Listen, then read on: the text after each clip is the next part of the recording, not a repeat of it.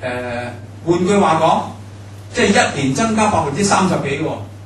嗱，你舉到呢啲數據出嚟，呢啲數據就有說服力㗎，係嘛？大家唔需要懷疑喂，呢啲數字會唔會假嘅咁樣？即使你打翻個折扣，絕對數或者個增幅都好多。咁所以嗰個數字個數據咧係好重要嘅。個數據係幫助大家能唔能夠加強你自己嘅說服力。所以喺任何事件裏邊咧，如果能夠多去掌握啲數據咧最好。咁到最後第三個句就係指根據。咁你講完呢集數字之後，你要話俾人聽你啲數字係邊度嚟嘅先？係咪你自己作㗎？係嘛？咁如果你話我自己作嘅，我可以作到天花龍鳳添。但係如果你能夠話俾大家聽，呢個數據係根據邊個地方出嚟嘅。美國咧就最中意玩數字遊戲嘅。佢成日話我美國支持咗幾多地方開發。譬如好似話當年支持呢一個厄瓜多爾我透過世界銀行、透過國際貨幣基金撥款俾厄瓜多爾，又起水壩又起城咁樣美國好叻㗎一個窮國我哋將佢變有富有支援佢㗎係嘛？嗰啲數字好靚㗎喎，但係呢個只係一個數據。根據何來咧？美國就話我哋自己本身有統計㗎嘛。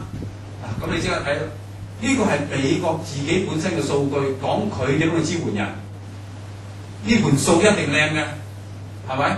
即係等於啲上市公司要嗌大家買我啲股票你睇下我嘅業績幾好佢呢啲業績咧，往往可以做到好靚嘅。咁但係如果講個根據咧，就唔夠說服力咯，因為自己做翻俾自己睇嘅，係咪？咁好啦，同樣正話厄瓜多爾個例子，聯合國咧就做同樣係按同樣嘅數字，但係出現咗另外一個唔同嘅分析，就係點咧？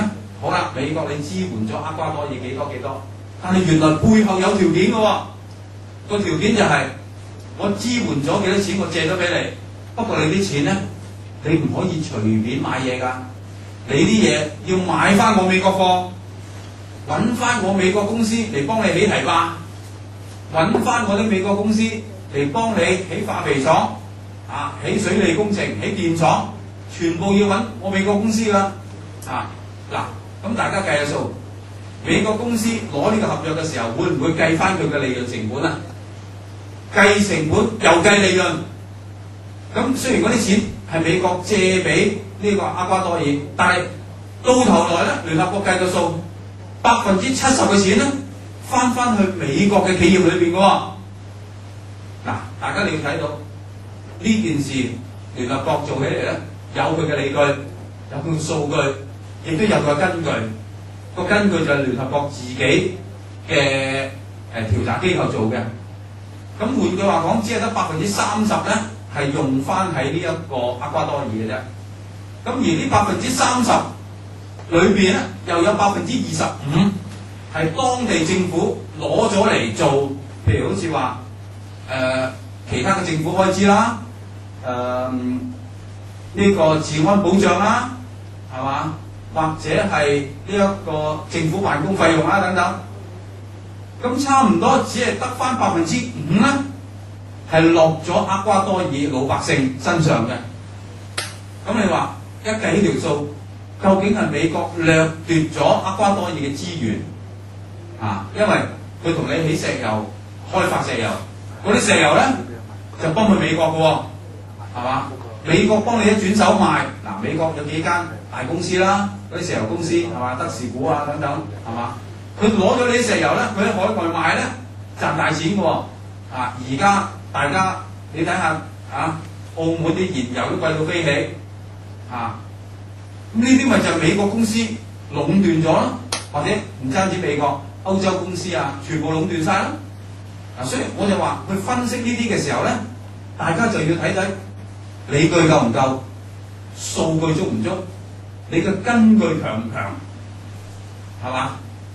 咁你掌握到呢3句咧，你第日去判斷新聞，你自己寫新聞啊，你都會發覺你可以說服到人嘅，係嘛？嗱，咁所以呢個第3部曲咧，呢個亦都係好重要啦。好啦，到第4樣嘢，你點樣話搞呢個評論，令到大家覺得你有料到嘅，你能夠呢個與別不同嘅啊。正話第1、2、3樣嘢咧，好多人都可以做到，因為你勤力就得啦嘛，你勤力多睇啲嘢啦，上網多睇啲其他嘅報紙，你跟住多睇埋啲書啊，咁你諗法比較成熟啊，跟住3句又係靠自己勤力做到呢3樣嘢咧，其實好多人可以做到，但第4樣咧真係要考你功夫啦，就係點咧？呢個第4部曲。就係當你做好第1、2、3樣嘢之後，你點樣可以就呢件事能夠提出你哋自己本身嘅建議咧？